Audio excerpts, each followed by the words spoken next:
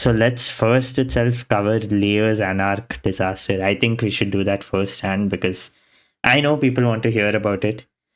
So I think we I can start mean, off with that topic. yeah, I mean, this has been one of the most controversial launches ever. And for those of you who are not up to stream with what's happening and you don't know what this watch is, it's basically uh, Tech Burner's first watch.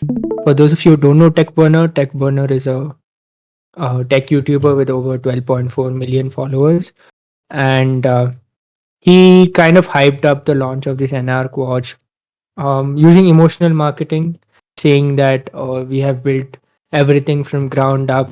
We have made this watch with our hearts and soul and all of those things. But uh, when the device was launched, first of all, they priced it at 7,000 rupees, which was a tough pill to digest for most people, and they started calling it overpriced. And then slowly the reviews started pouring in about this watch, and they were not the best. And TechBurner's reaction to these reviews were not the best either. So first of all, let's talk about the reviews and what are the shortcomings some of the people are telling. Obviously, uh, there were some controversies about the frame. The official statement said that it's a stainless steel display, but some of the other marketing material or some things which the co-founder was showing, it showed aluminum, and some people scratch tested it. I think Gupta Information Systems scratch tested it, and it wasn't looking anything like stainless steel. But later TechBurner comes and clarifies that first they were planning to use aluminum, but later they said we want to give the best experience to the consumer, so they ended up putting stainless steel. We still don't know anything about that. Then the main controversy came out when Rohit Raj Gupta, a student who is also a cyclist and all of those, he made a review about the smartwatch, claiming big things. So the first claim was about it being a Chinese white labeled product. So basically, he points out that there's this brand called Apex Wear, and their app is the Layers Anarc app, and the Apex Watch app is ditto the same. And then they also noticed that when you were trying to contact the Layers customer care, it was being the whatever the agent or some whatever the chat was in Chinese. So that was kind of a red flag.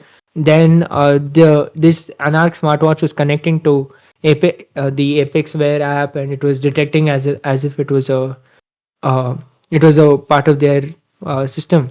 So TechBurner claims that Apexware is basically uh, like it's like a OEM sort of a thing, and they have to provide them with the firmware for the smartwatch and things like that. But all the UI and everything else they have built on is done by them and their own team. So I think that was kind of clarified, and I'm kind of satisfied with their answer. But most people are still not, and they're still criticizing him for that. But the worst move Tech Burner did was he um, gave like a legal notice to Rohit Raj Gupta to take down his video, and that became a huge controversy, and people started re-uploading the video. And obviously Rohit Raj Gupta, being a student, he didn't want to get into the legal troubles, so he deleted that video. People started re-uploading it. And another thing Rohit Raj Gupta pointed out was that the heart rate metrics were not accurate. Although you might think that heart rate is used only for, like, when you click on it, it shows you a number, but continuous monitoring is the more important metric. And he compared it with I think the Apple Watch or some of the other watches he's been using. He went on a proper cycle trip, and then he compared the graph of the two watches, and they were complete opposites. Like, I think the Apple Watch graph or one of the other watches, it had like an M-shaped graph, but the Layers Anarch had a V-shaped graph for the same thing. So he pointed all of those things out. And overall, I think where TechPurner kind of made a mistake was by comparing it to the Apple Watch Ultra. And although he says that, "Oh, Apple Watch Ultra was our inspiration, we wanted to make the analytics and all the data it provides as accurate as possible and things like that," it didn't turn out to be true. And overall, I think the ultimate lesson we learned from this whole fiasco is that building a tech product is not easy. So it's a like props to all those brands who are starting out as a new tech brand, be it Nothing or be it uh, Boat when they started out. Although they seem as though they're white label products from China, managing customer care, launching the product in India at the right price point, and all of those things takes a lot of effort. So I think that was one of my takeaways from this whole controversy. Gautam, you have anything to say? Yeah, so Atharv and I, both of us watched the Rohit Raj Gupta video. I think Atharv only sent it to me and I'd watched it. Yeah. And I wasn't surprised. I know a lot of people were surprised, but I honestly didn't expect Tech Burner to be able to create something on his own by himself. Because if you're actually in the tech scene, you know the scale you need to scale a production that level. He is able to sell on Amazon or Flipkart or what it is, and he always has products available on his website. If anyone who has been in the manufacturing industry, they would know that the upfront cost to scale at such a huge level would be so high, and I know TechBurner himself won't be able to do it. And it's the same case with Boat also. I don't think Boat ever made products of their own. They themselves use rebranded Chinese parts and change the face of it and make it their own. So anyone who's aware of that fact knew from the beginning that this was not something he actually built from the ground up. This was basically someone delivering a car and he painting that car and saying he made the car. Basically, that is the only analogy I can think of. But I think the place where he messed up was the way he presented it. He presented it like his team sat and designed every single aspect of it, uh, whether it be the UI or the shell of the case of the watch or the band and things like that. When in reality, no, it is exactly same as that previous watch, whatever Athar was saying. And the app is just a skinned version of that previous app. Either it's not developed from the ground up. You just check on Reddit, you watch the video, and you would realize that this is a very uh, poorly thought uh, reproduction of that Chinese watch. And at a price of 7,000 rupees, I think it's ridiculous how he's able to get away with making people buy this. And it's not just this. Like, I mean, if he had stopped it at this also, it would have been better.